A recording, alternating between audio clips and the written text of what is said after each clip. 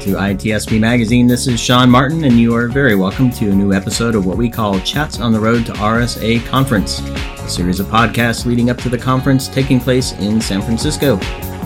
As part of our event coverage, our team will connect with conference organizers, keynote speakers, presenters, panelists, and more.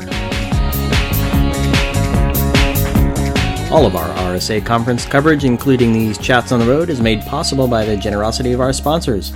Today, we'd like to thank EdgeScan, BugCrowd, StealthBits, Devo, Onapsis, and Nintex for their support, and would encourage you to take a look at their directory listings here on ITSP Magazine to see how they can help you with your risk, security, and compliance programs.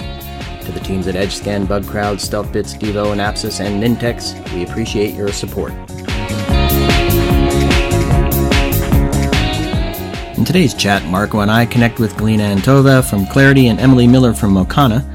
Together, they'll be joined by fellow panelists John Felker from DHS and Lorie Wigle from Intel for a panel discussion during RSA Conference called Why Industrial IoT Security is Really About Saving Lives. This panel takes place from 2:50 to 3:40 on Thursday, March 7th in Moscone South 201. And if you build, deploy, manage, secure, or set policy for critical infrastructure and or industrial control systems, this is a must-attend session. If you don't think you have to worry about ICS, you might want to listen to what Galina and Emily tell Marco and I in this episode. You might get a new perspective on risk for your organization. Let's listen. Galina and Emily, thank you so much for joining us today. Thank you so much for having us, Sean. Thanks, Sean. Yes, we're thrilled to have you on, and you're on part of a great panel at RSA Conference, and your co-presenters are John Felker and with Lorie Wigle, and we're going to dig into what that session's about. But before we get to that, though, I'd like for each of you to introduce yourselves. So, Galina, you could tell us a little bit about yourself, your a quick view into your path into information security in this space, if you would, please. Happy to. So Galina Antova, I'm co-founder of Claroty. In my company exclusively deals with the security of operational technology networks. So that's a topic that's very close to my heart and near and dear to my heart. And prior to starting the company, I started and led the industrial cybersecurity organization at Siemens, which gave me a pretty complete overview of the challenges that our critical infrastructure networks are facing from cyber attacks. And so I've been in that area for about 8 years now. Perfect. And Emily? Thanks, Sean. So I'm Emily Miller. I am the Director of National Security and Critical Infrastructure Programs with Mocana. Mocana is a cybersecurity software company that focuses exclusively on mission-critical embedded devices for industrial control systems and industrial IoT. My background is in critical infrastructure protection, both in physical and cybersecurity. I started working at the Department of Homeland Security in 2006 with physical infrastructure protection and have been doing control system security from 2013 until now. I moved to Mocana in 2017, but I had previously been working for DHS and doing ICS cert work. Well, that's fantastic. Again, thank you both for being part of this conversation. For our folks wondering what we're talking about, I mean, there are a number of acronyms that do get thrown around. Certainly people know what IoT is, but we'll touch on that in the context of what ICS is and infrastructure and IT versus OT. I don't know who wants to kind of take the lead and start off with what the definition of this space is and where things kind of sit. I have a kind of perhaps oversimplified way of describing this, but just to put things into perspective, I would say that IoT, or the Internet of Things, think of that as everything that is outside of a traditional business enterprise network.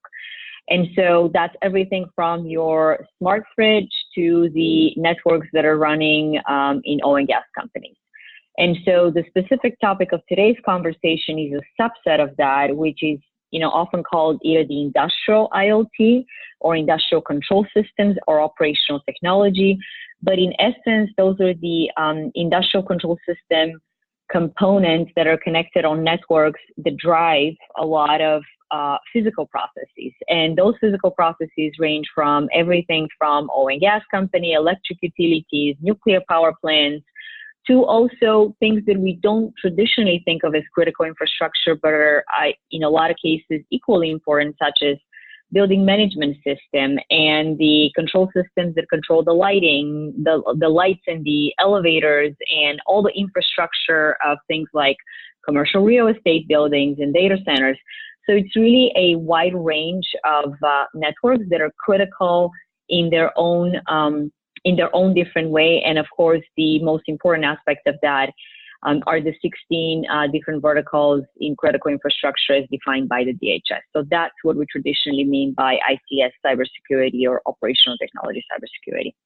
Yeah, and there's often one thing that I use to kind of bring it home, especially in the context of your panel, and I'd like to get Emily's thoughts on this as well, and that's healthcare systems that aren't the standard desktop or laptop that the physician is using to monitor or to enter their visit details or look up drug details and that kind of thing. So it's the heart monitors and the scanners and those types of devices that are now connected and producing information, capturing information, and perhaps even helping to treat and monitor and treat patients as well. So that always brings it home to me.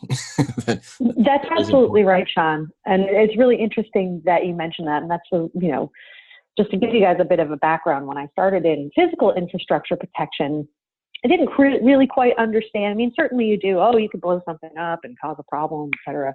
But I didn't quite understand the level of nuance to which, critical infrastructure affects the daily lives of everyday people. And I'll give you an example. So I was working probably back in 2007. There was an ice storm in the United States. It was not a terrorist attack. It was not a Hurricane Katrina situation. It was just a winter ice storm. But it was fairly devastating because it took, in the South. So it pretty much locked up the South because, you get an inch of snow and the South pretty much shuts down anyway. So it was about 4 inches of ice. I got a call a couple days later after everything restarted from an asset owner who was in the healthcare industry. And they said, "Wow, Emily, that was a close one." I said, "What do you mean that was a close one?" They said, "Well, one of our assets, which happens to own a medical device component, teeny little piece part, medical device component company, was about to shut down, was within 24 hours of having to shut down services." I was like, "Oh, well, that sounds bad." And they said, "Oh, no, it's really bad because this component manufacturer is the only component manufacturer for east of the Mississippi. And because of regulatory, the regulations and for this particular manufacturer and in the healthcare industry, they can't ship anything from west of the Mississippi across to the east of the Mississippi. And because of the supply chain for this particular device, there is no surplus in the supply chain. So if this manufacturer of this one little component had shut down, and they said there's about an 18-hour, 24-hour differential between the supply because it's a commonly used, it was an IV clamp, a commonly used piece. And they said, it's going to be, it could have been something that actually hospitals would have had to seek some sort of regulatory relief in order to get this component piece, which seems like just a standard little piece, that would have actually impacted lives. And this particular facility was within 24 hours of having to close. And I said, wow, that's a big deal. Now, that was in physical infrastructure protection, but let's put that 2 and 2 together with what Galina just talked about. What Galina said was the devices that control processes. There are physical things that are connected to the internet that are controlling the making of things, the producing of goods and services. That is what infrastructure protection and cybersecurity come together. That is control systems, that's industrial IoT. So this is what we're talking about. We're talking about lives. We're talking about the internet connected things that are your business. They are what provide you goods and services, and they are the actual elements that are connected to the network that are the mechanism of the infrastructure that supports the American way of life. So although the incident that I talked about previously was due to a weather incident, it very easily could have been from a cybersecurity incident as well.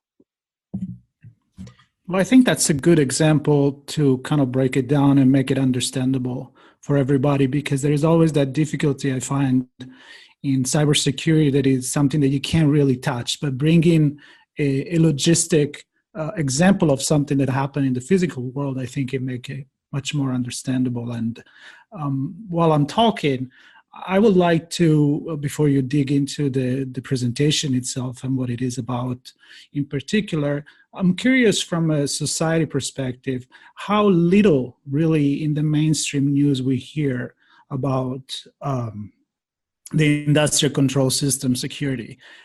But despite that, it's at the core of our economy. It's in pretty much a very large amount of industry. So why are we not talking enough about it? And the only time that we really hear about it is when we assume that there will be a catastrophic event that will make everybody aware of how important cybersecurity is.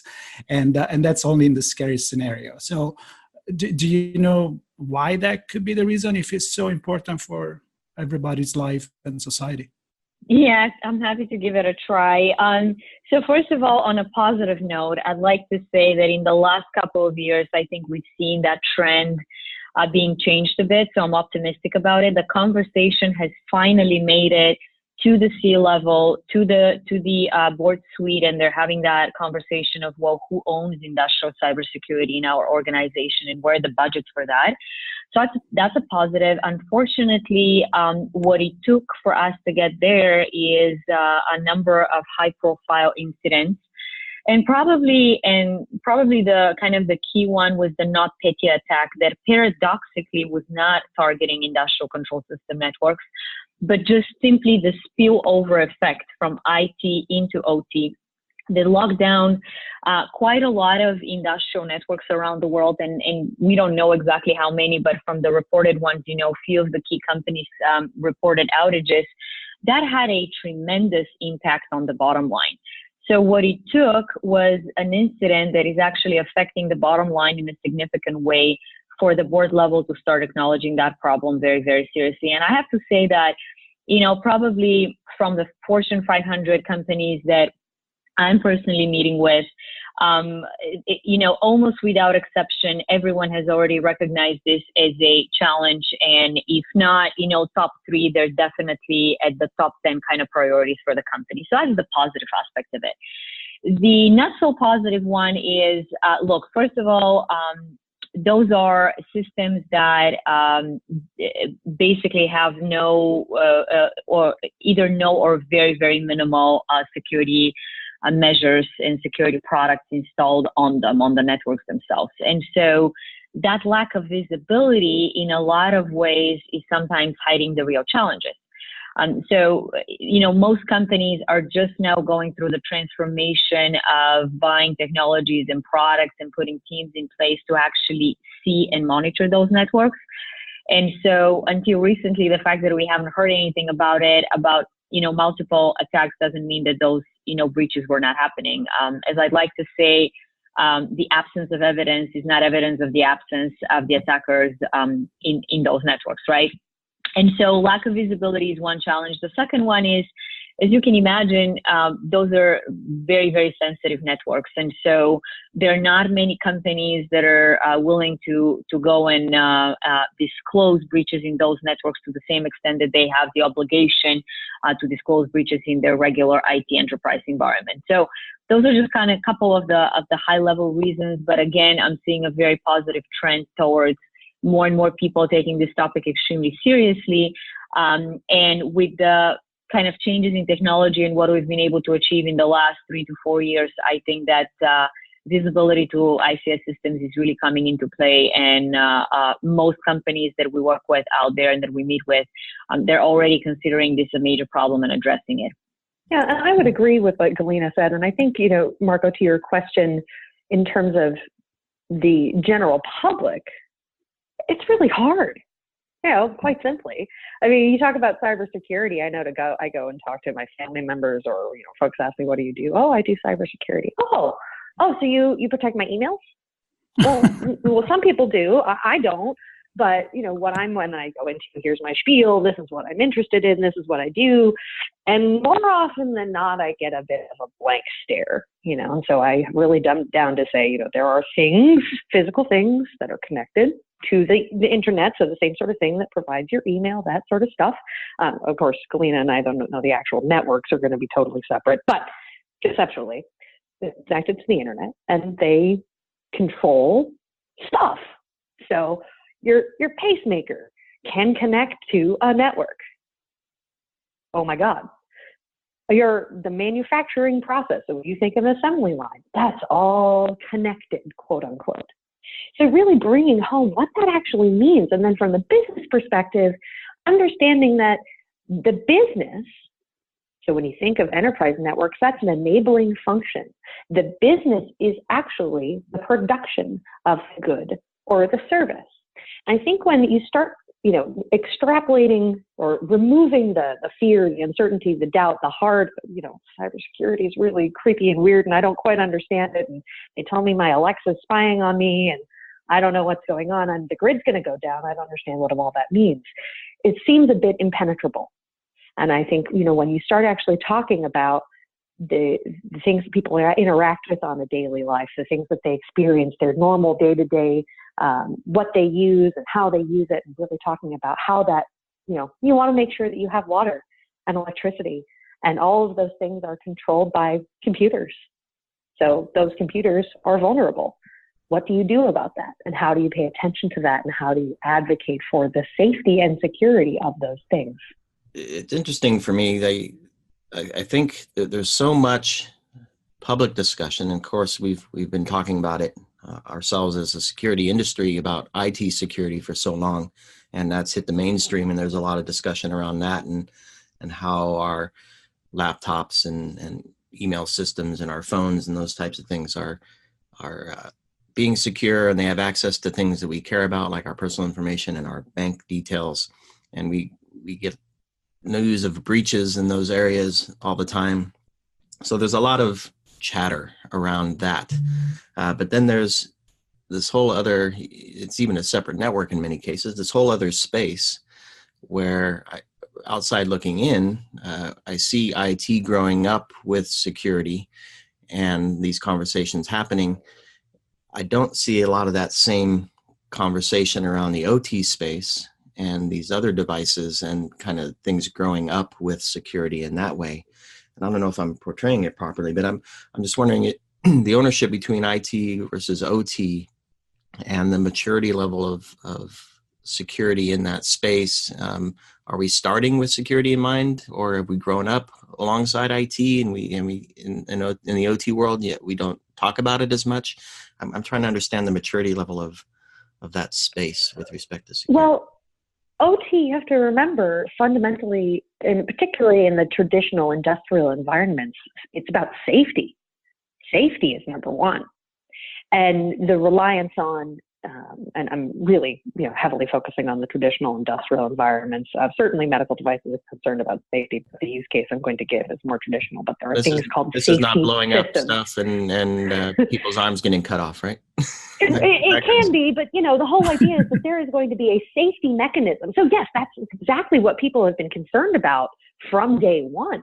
When you're dealing even with an analog device, you're concerned about safety, because when you're dealing with volatile chemicals or heavy machinery that becomes a little bit more automated, you want to have a safety system to stop someone's arm getting cut off or stop something from blowing up. And so the OT environment has relied on safety systems.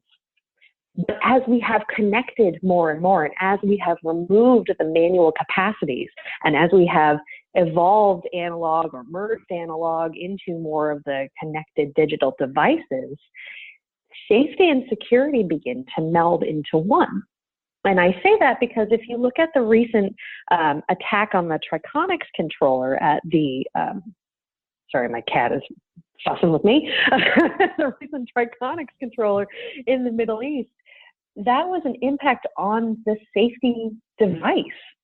And it was a connected impact on the safety device. It was malware on the safety device, on the one thing that is, of course, hyperbole here, but the one thing that is intended to stop something from blowing up. That is what was being attacked. In addition to the network being used as the pathway to, the other connected devices being used as the pathway to the safety system. So now we have to talk security, which tends to be an IT concept and is done differently or is done in a way that the OT folks haven't usually done. And then safety, which is not generally in the IT lexicon. Perfect. So I would imagine that this is a good segue to your session at RSA, where you'll be talking about some of these things. So your session is called Why Industrial IoT Security is Really About Saving Lives. It's Thursday, March 7th at 2:50 p.m. And again, you, Emily, and Galina are joined by John Felker and Lorie Wigle. Who wants to tell us what the session is about? So I'll give a quick overhead. So Galina and I have both an exceptionally interesting perspective on this. So this for me is a passion project. So I came out of Homeland Security, waking up every morning, raising the American flag and wanting to do good. And I hopefully some of what we discussed today have demonstrated that this is about saving lives. So we do want to make sure that the panel gets that across and that people really, as defenders, feel the passion that I feel about this. But Galina has raised a good point in a lot of the discussions when we were crafting this panel, is that's well and good. But also, there's a business element that a business may not, sure, they care lives, but there's a dollar associated to the cost of doing business. And there's a business element that the life-saving impact and just doing good, these businesses are not altruistic. So how do we make the case? And how do we give actual solutions? And that's really what this panel is going to be about, is looking at the ecosystem of security. So on the panel, Lorie Wigle is from Intel. She is a core device security provider. So Intel provides components, but they're also interested in how they solve the security solution for devices. Galina founded an incredible company, and she has experience from a device manufacturer this company does a lot of work for control systems networks. And then we have John Felker, who is the director of the National Cybersecurity and Communications Integration Center at DHS, which has full visibility of United States federal government networks. They have a control system center of expertise. They have a communications center of expertise. So he sees everything. So the panel is about getting the three unique perspectives and having everybody understand not only the importance, but also the business impact, how to talk to their C-suite, and how to provide real solutions that they can take away, things that they can do immediately upon walking out the door, and how to talk to their business executives. That sounds a really good approach, and you just answered my question, because I was going to ask you how, with a title like this, which is pretty, it got my attention because it's about saving lives, presenting solution and not just, of course, scaring people tactic. So are you already having much attention? And Galina at the beginning said that she's been an evolution in the business thinking and on the board of directors to this topic. So what are some concrete actions that you're suggesting, that you will be suggesting during this presentation? Well, we don't want to give away the farm, but Galina, if you want to, just teaser. if you want to just a little bit, just a little teaser, so we know that we can tell people to come by. Galina, tease away. Happy to. And if you want the longer version of my answer, you have to come to my own presentation on Wednesday morning. I think shameless plug. But no. So specifically for the panel, I think that what's really interesting about the discussion is that we have all these different perspectives, right? Ranging all the way from the government to the private sector. And perhaps in my mind, the three kind of key takeaways that I would like everyone to walk away with from that session is, first of all, to acknowledge that, industrial control systems are a blind spot for their organization if they haven't already done so. Secondly, to acknowledge that even if they're just a firm in finance or insurance or whatever other industry, they do have a component of those industrial networks in their organization, whether that's their data centers, whether that's their, office space. And of course, it gets a lot more critical when you're in, a medical manufacturer or anything else related to critical infrastructure. So that's the second one in terms of awareness. And the third one is, don't be overwhelmed by the problem.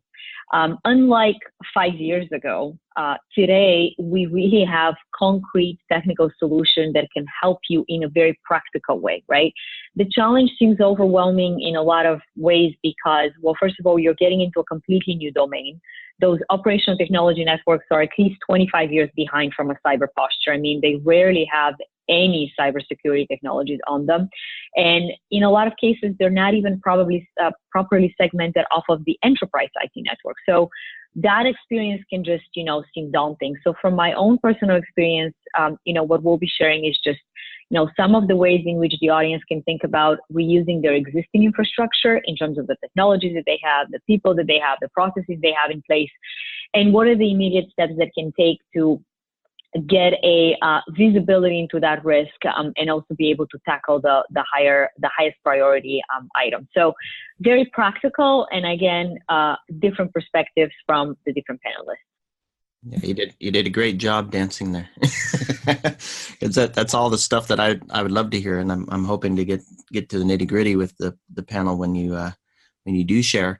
I think for me, when I look at this problem, I'll say a problem. When I look at this space, I see two different things. First, companies that may not be as aware about around cybersecurity as maybe a traditional company that is running a service for a business. So that's one view. And then the other is just how they approach managing all these things in a secure way. And that both of you kind of touched on this point that managing these devices is slightly, there are a lot of overlaps, but certainly there's some slight differences in how you approach this. Protecting bank information or customer information is very different from making sure a device doesn't get DDoSed, right? And so companies have to look at this stuff differently. So the risk profiling, the threat modeling, the way they deploy the networks, the way they monitor them, the way they shore them up and protect them. Yes, they can leverage a lot of their learnings from the IT space, but there are going to be some nuances, and I'm hoping the panel will get into some of those details as well. Will they? We are, and I think one of the things we will be offering, in addition to everything Galina mentioned, are standards. So standards and best practices, and everybody uses the words, but getting through these 6,000 pages of IEC 62443 and NIST 853 and Industry 4.0, and trying to, what is all of that, and what does that even mean to me, who might be an IT person who's now in charge of this OT something, or is having to work with those OT guys? What do I do? That's what we want to answer. So we want to offer the perspective from the device manufacturer. When you're talking about actual devices, what would you suggest? When you're looking at, how do I even know what I have on my network? What do you mean by asset identification? What on earth does that even have to do with defending and protecting? And then also from the government side, number one, what are some of the policy considerations? And number two, what on earth do private sector folks have to do with the government other than the government comes in and says, we're here at the government and we're here to help? So these are the real practical considerations that we're talking about, just to kind of give you a little bit of color and flavor on what we hope to provide in terms of practical solutions. Absolutely. Wonderful. That answered your question. Yep, certainly does. And, I'm very satisfied by the answer. Thank you. And I will definitely, you did a really good presentation without giving too much. So I think that'd be a good thing for people that are listening right now to be even more motivated to come and be present during this event, which I will definitely be there. Yeah.